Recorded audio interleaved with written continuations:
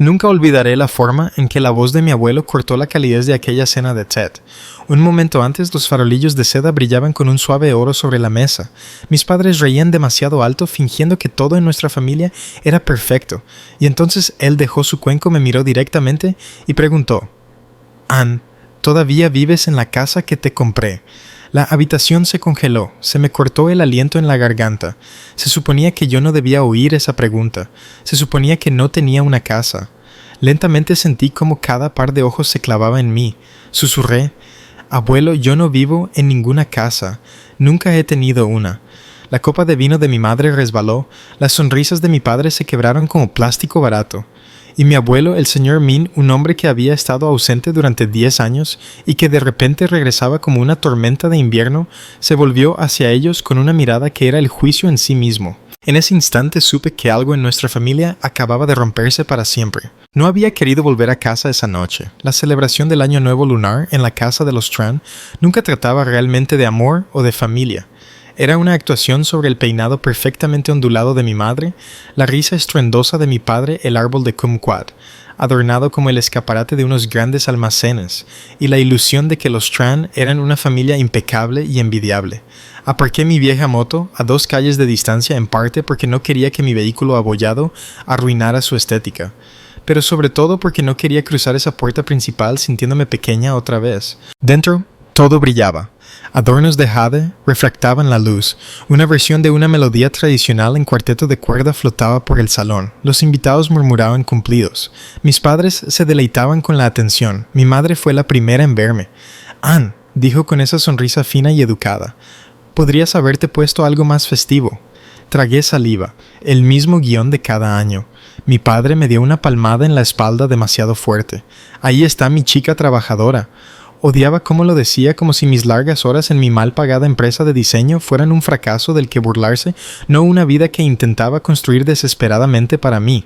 Entonces sonó el timbre. Todo se detuvo.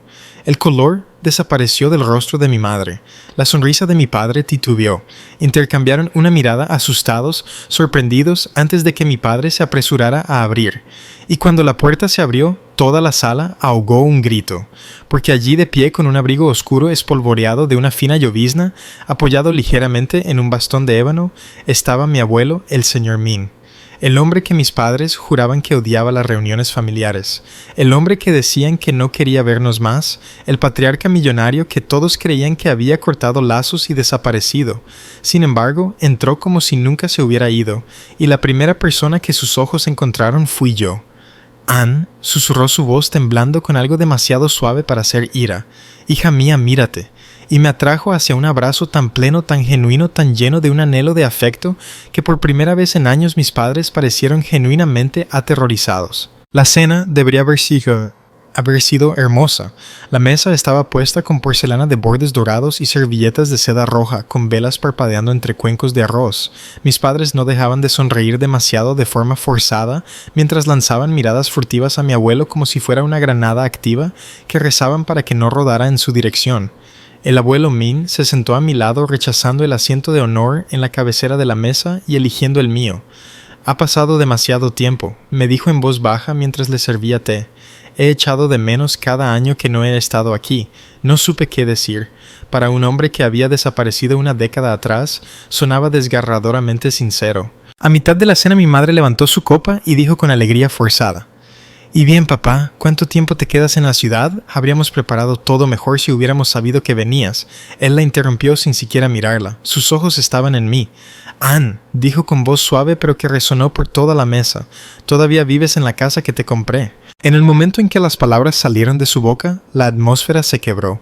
Los palillos se detuvieron en el aire. Las velas sisearon. El latido de mi corazón retumbaba en mis oídos. Parpadeé mirándolo. «Abuelo, ¿qué casa?» Silencio absoluto. La mano de mi madre se sacudió y el vino se derramó por el borde de su copa. Mi padre tosió como si se estuviera ahogando con algo afilado. El abuelo se inclinó más cerca, frunciendo el ceño. «La casa que pagué hace 3 años. La que Tuan y Lan prometieron que compraron para ti. La que me dijeron que te encantaba». Me reí, pero no fue una risa. Fue más como un sonido arrancado por el shock. «Abuelo», susurré. «Vivo en un apartamento de una habitación con un techo que gotea. Nunca he tenido una casa». Él se quedó helado. Luego se giró lentamente dolorosamente hacia mis padres.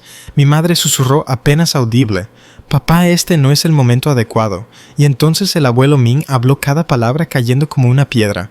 «Tuan Lan, ¿dónde está el dinero que envié para la casa de mi nieta?» La sonrisa de mi padre se derrumbó. Mi madre se puso blanca como el papel, y yo me quedé allí temblando, dándome cuenta de que este era el momento en que toda mi vida, todo lo que creía saber, estaba a punto de ser reescrito. La voz de mi abuelo resonó en el comedor lo suficientemente pesada como para aplastar el aire de todos nosotros. Nadie se movió, nadie respiró. Luego se puso de pie. A sus 78 años, su postura ya no era perfecta, pero en ese momento parecía medir 3 metros. Un hombre acostumbrado a dirigir consejos de administración, flotas, imperios. Un hombre que construyó una corporación logística multimillonaria de la nada y no toleraba a los mentirosos. «Todos al salón», ordenó. No levantó la voz. No lo necesitaba. Mis padres se levantaron temblorosamente. Las manos de mi madre temblaban tanto que casi se le cayó la servilleta. Los invitados intercambiaron miradas, sin saber si irse o fingir que no pasaba nada, pero el abuelo pasó directamente junto a ellos, apoyándose ligeramente en su bastón, y se sentó en el sofá de cuero bajo la enorme caligrafía de Año Nuevo. La chimenea crepitaba detrás de él, proyectando sobre él un brillo casi judicial. Me senté en el sillón más cercano a él. Mis padres se sentaron frente a nosotros en el lado culpable de la habitación. El abuelo juntó las manos. «Ann», dijo suavemente, «dime exactamente dónde vives». Tragué saliva mirando a mis padres antes de hablar. «Un estudio en la calle 9, el bloque barato detrás de la lavandería. Mi techo gotea cuando llueve y la calefacción se estropea cada 2 por 3. Mi madre se estremeció como si la hubiera abofeteado. Él continuó con voz firme. «¿Y tu trabajo?» «Soy diseñadora junior en Lumen Interiores nivel de entrada. Apenas me llega para la compra». Mi padre murmuró: «Está exagerando». Un silencio glacial. El tono del abuelo partió la habitación en 2. Mi padre se encogió. El abuelo se volvió hacia mí de nuevo. «¿Tus padres te han mencionado alguna vez algo sobre una casa, un regalo, algo?» Negué con la cabeza. «Nunca». Un temblor recorrió su mandíbula, una tormenta gestándose detrás de sus ojos. Luego se giró lentamente hacia mis padres. «Hace 3 años», comenzó, «os transferí $400,000 destinados específica y explícitamente a una modesta primera vivienda para Ann». Los labios de mi madre se entreabrieron. Mi padre miraba la alfombra. El abuelo continuó sacando su teléfono del bolsillo del abrigo. «Todavía tengo los mensajes que me enviasteis». Tocó la pantalla y luego leyó en voz alta con voz gélida: «Gracias, papá. Ann se está instalando en su nuevo hogar y le encanta. Pronto te enviaremos fotos». Se me cortó la respiración. Fotos, nuevo hogar. Mis padres le habían dicho eso. Mi padre finalmente habló con la voz tensa, desesperada. «Papá, íbamos a comprarla, pero necesitábamos tiempo. Las cosas se complicaron». «¿Complicadas?», espetó el abuelo. «Me dijisteis que ya se había mudado. Mentisteis». Las lágrimas de Lan brotaron. «Nosotros solo no queríamos que lo malgastara. Ann no sabe cómo administrar una propiedad. Basta». El abuelo se levantó del sofá con un seco golpe de su bastón en el suelo.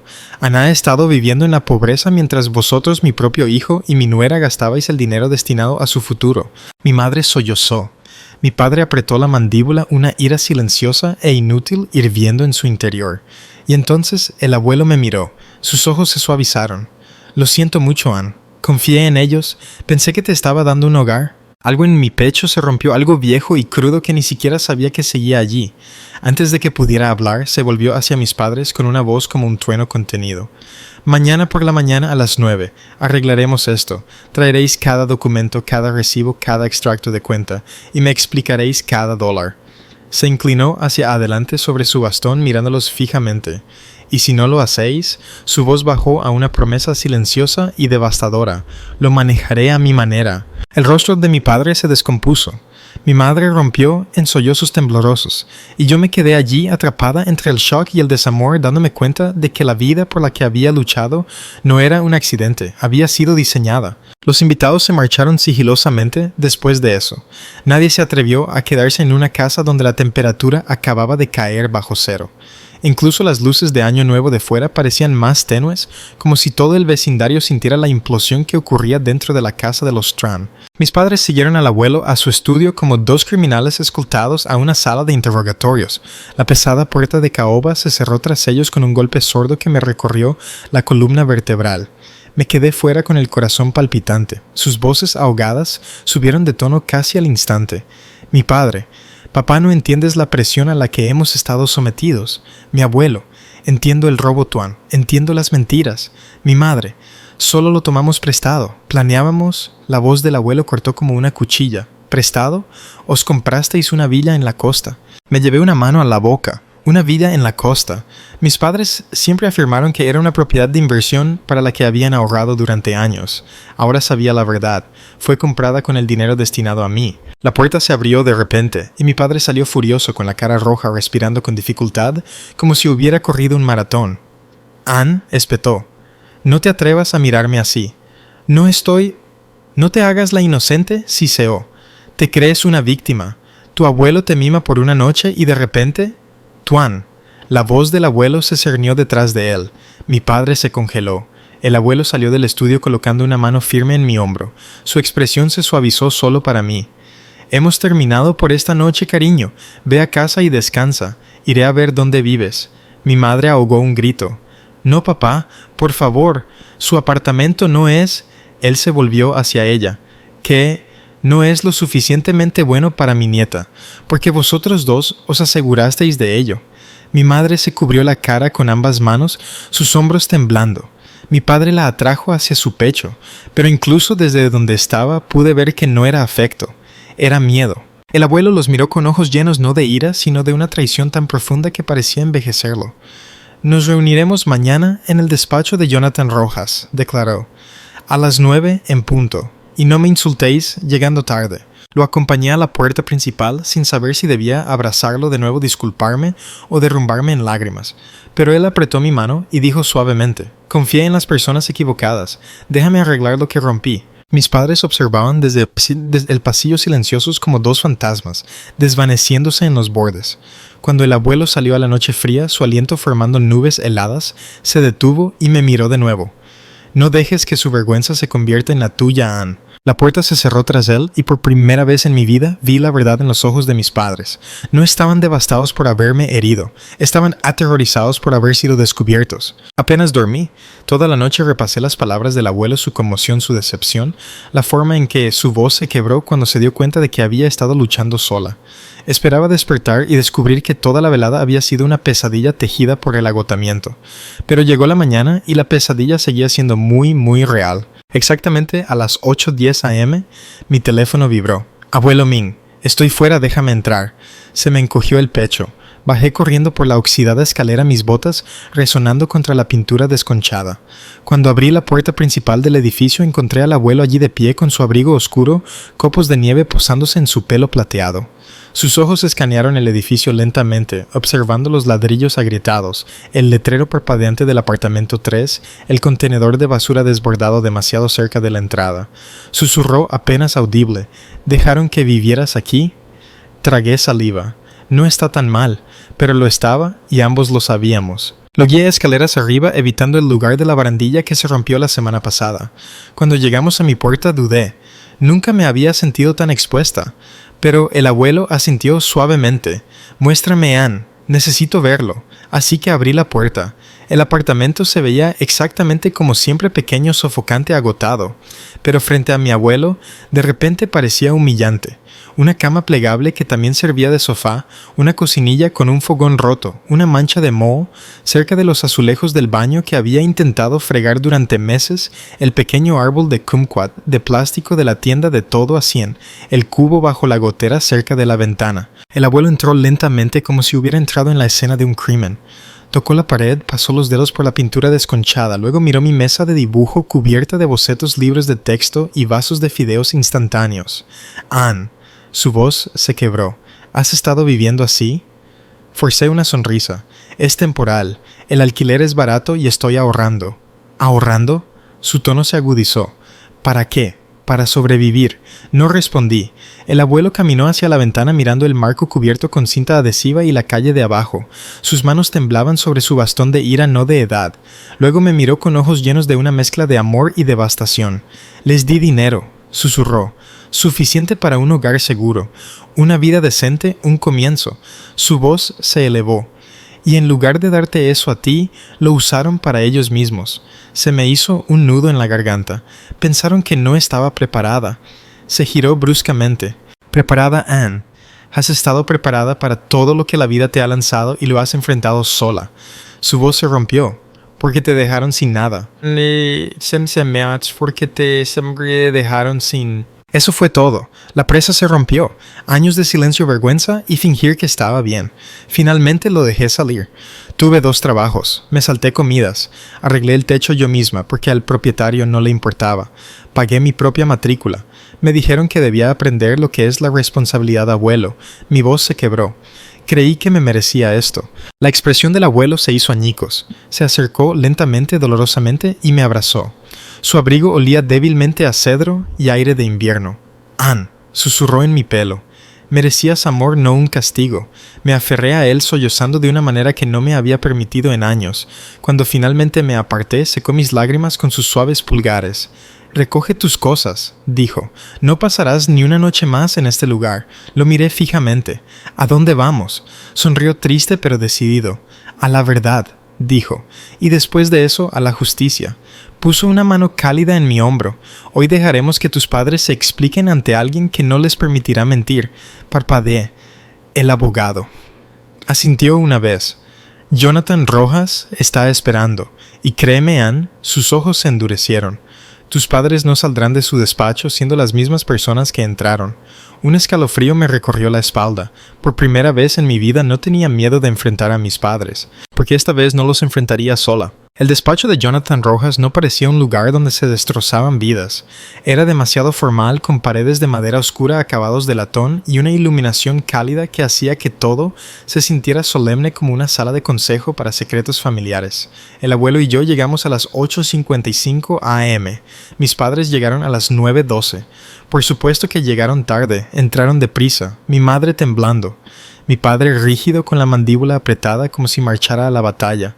Mi padre apenas me dedicó una mirada. Mi madre intentó darme una sonrisa débil, pero se derrumbó al ver la expresión del abuelo. Jonathan Rojas, de pelo canoso, ojos agudos y traje impecablemente planchado, se levantó de detrás de su escritorio. Señor Min An. Nos estrechó la mano y luego se volvió hacia mis padres. Tuan Lan, por favor, sentaos. Sin calidez, sin cortesía, solo negocios. Todos tomamos asiento alrededor de una larga mesa de conferencias. Mis padres se sentaron frente a mí y al abuelo como si se hubiera trazado una línea invisible en la sala. Jonathan abrió una gruesa carpeta azul marino. Empecemos. Mi padre se aclaró la garganta. Jonathan, esto es un malentendido. Solo necesitamos más tiempo y yo necesito honestidad. Interrumpió el abuelo. Jonathan ni siquiera miró a mi padre. Simplemente sacó un fajo de papeles, un extracto bancario impreso y lo deslizó sobre la mesa. Esta es la transferencia que el señor Min os hizo hace 3 años. $400,000 destinados a la compra de una casa para Anne. Mi madre miró el papel como si pudiera quemarla. Jonathan continuó sacando otro documento. Y esto, deslizó la siguiente página hacia adelante. Es el registro de a dónde fue ese dinero. Se me revolvió el estómago. No quería mirar, pero lo hice. $40,000 renovaciones personalizadas para una propiedad en la costa, $12,800 paquete de vacaciones a Europa, $9,200 compra de joyas, $2,750 retiro en un spa de lujo, $189,500 pago inicial de una vila en la costa de Da Nang, la casa de mis padres, no la mía. Mi padre se inclinó hacia adelante alzando la voz. No lo entiendes. Teníamos la intención de poner la casa a su nombre más tarde. Más tarde, intervino el abuelo. ¿Cuándo? Después de que terminarais de disfrutarla vosotros. Era una inversión, espetó mi padre. Trabajamos más duro que ella. Ella no se ha ganado. Jonathan golpeó la mesa con la mano. El sonido resonó en la habitación. Señor Tran, dijo fríamente, su padre no le preguntó si usted se lo había ganado. Le ordenó que comprara una casa para Anne.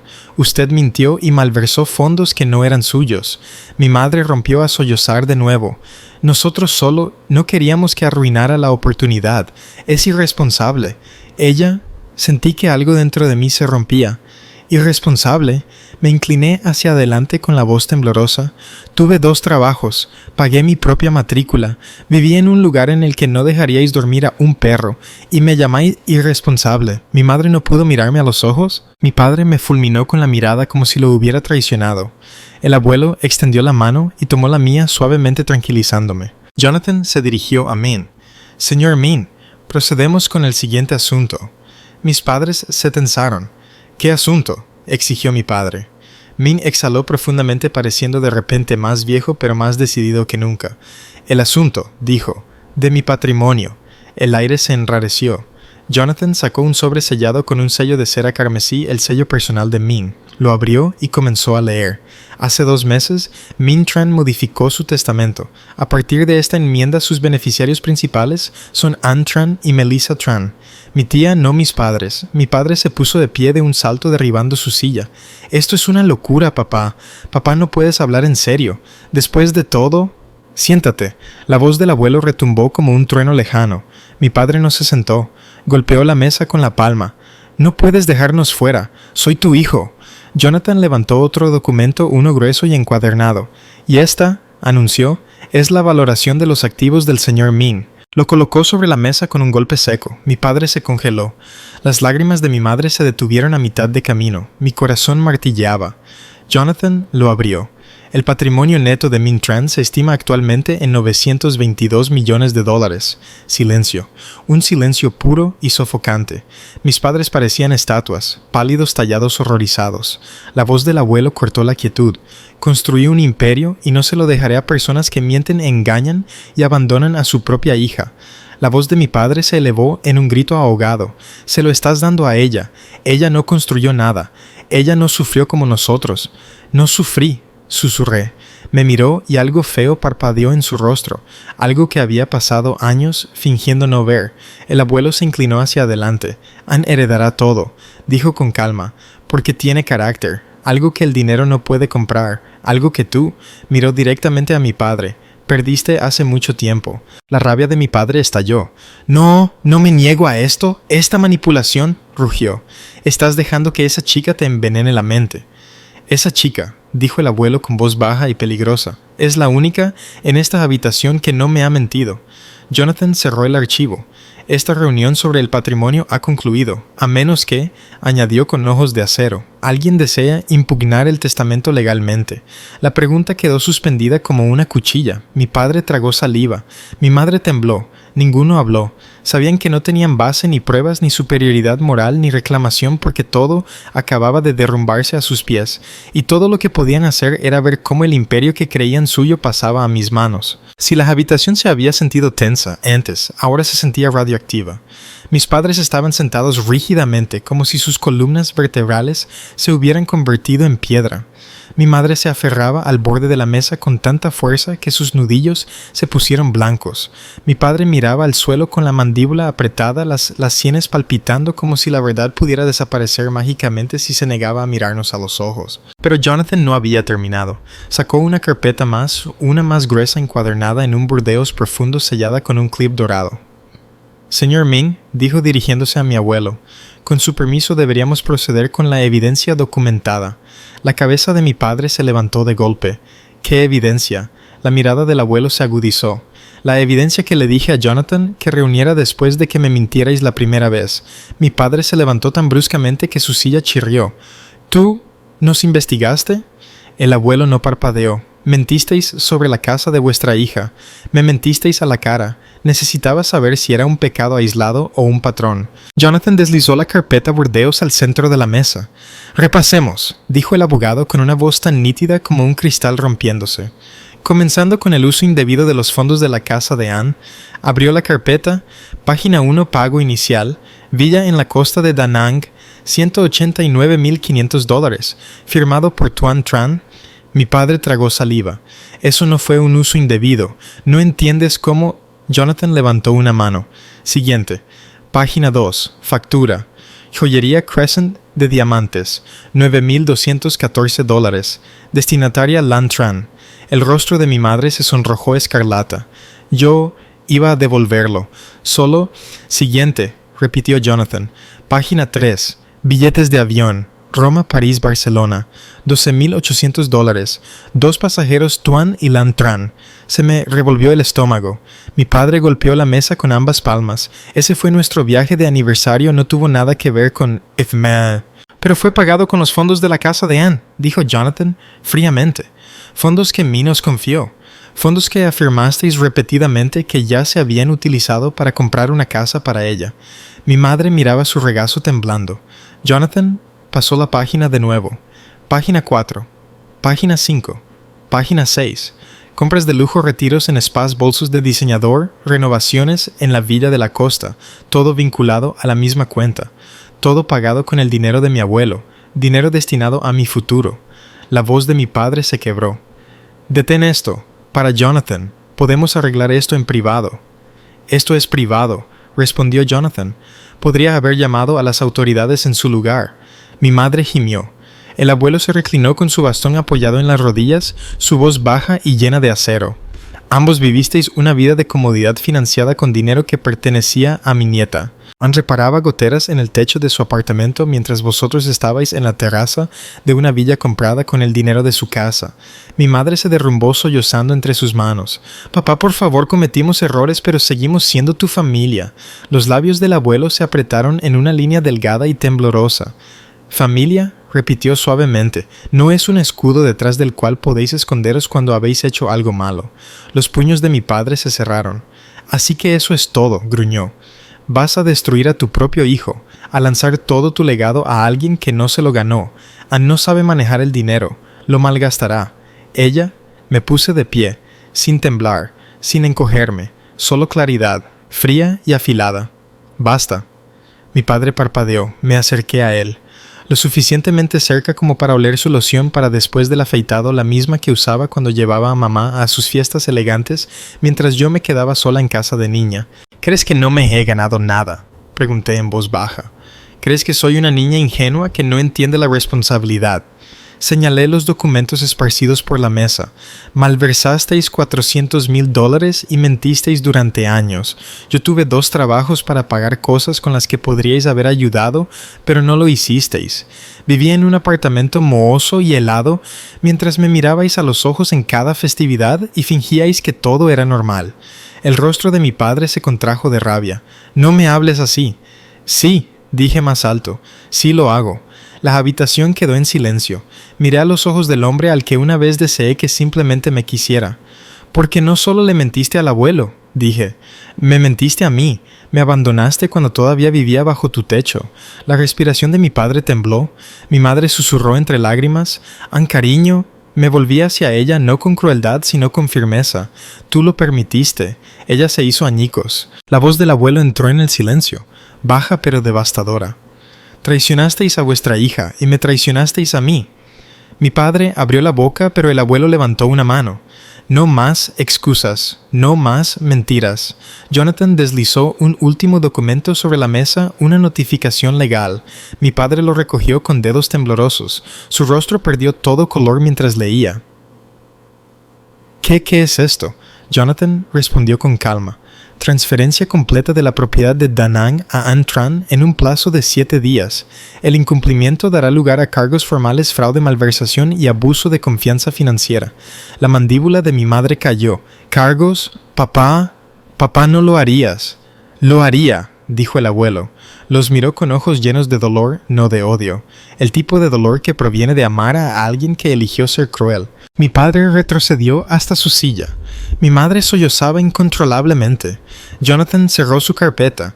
«Esta reunión ha concluido». El abuelo se levantó lentamente. Yo me puse a su lado. Mis padres no se movieron, no hablaron, ni siquiera respiraron. El imperio que pensaban que sería suyo se había convertido en cenizas, y por primera vez en mi vida salí delante de ellos. El frío de fuera se sintió diferente cuando salí del despacho de Jonathan Rojas. Más nítido, más limpio, como el aire que respiras después de que una tormenta abre el cielo. El abuelo se paró a mi lado apoyándose ligeramente en su bastón, pero había una calma en sus hombros que no había visto en toda la mañana, como si finalmente hubiera dejado algo pesado. ¿Lista para ir a casa?, preguntó gentilmente. Por primera vez en mi vida la palabra hogar no se sintió como una herida. Asentí. Una semana después, para el tercer día, el silencio de mis padres era ensordecedor. Al cuarto día llamó Jonathan. Habían firmado los documentos de transferencia. Al séptimo día la villa en la costa de Da Nang, la que mis padres habían renovado fotografiado y de la que se habían jactado, era legalmente mía. Jonathan me entregó las llaves en su despacho. El metal dorado se sentía cálido en mi palma, pero no tan cálido como la mano del abuelo cuando apretó la mía y susurró: «Te ganaste esto no por lo que hiciste, sino por quién eres». Lloré. Él fingió no darse cuenta, pero su pulgar rozó mi mejilla cuando pensó que no lo veía. El día de la mudanza, entrar en la villa fue como entrar en otro universo. Ventanas altas, suelos de roble claro, una vista del agua tan quieta que parecía un espejo. El atardecer se derramaba por el salón como oro líquido. Debería haberme sentido triunfante. En cambio, lloré de nuevo. No porque estuviera triste, sino porque finalmente comprendí cuánto había sobrevivido. Las mentiras, el abandono, los años trabajando el doble solo para mantenerme a flote. La creencia de que no merecía nada más. Esa creencia había desaparecido por completo. 2 meses después, la salud del abuelo empeoró. Se mudó a una suite de cuidados privados en la ciudad y yo lo visitaba todos los días. A veces contaba historias de sus primeros años cuando conducía camiones de reparto antes de construir su imperio. A veces dormitaba agarrando mi mano como si temiera que me desvaneciera si la soltaba. «Tú eres mi legado», me dijo una vez con los ojos brillantes de lágrimas. «No la empresa, no el dinero, tú». Le apreté la mano con más fuerza. «No voy a ir a ninguna parte, abuelo». Y cumplí esa promesa. Convertí la villa en más que un lugar para vivir. Convertí la habitación de invitados en un estudio de diseño. Acepté clientes que necesitaban espacios cálidos y funcionales, madres, solteras, estudiantes, personas que se sentían invisibles como yo me había sentido una vez. Ofrecí consultas gratuitas. Fui voluntaria en una organización sin ánimo de lucro de vivienda. Y lentamente comencé a creer algo que nunca había creído antes. Merecía una buena vida. Una vida no construida sobre el miedo o la escasez, una vida donde mi valor no se medía por lo que les costaba a mis padres, sino por lo que yo aportaba al mundo. El abuelo observó cada paso con un orgullo tan brillante que suavizaba todo en él.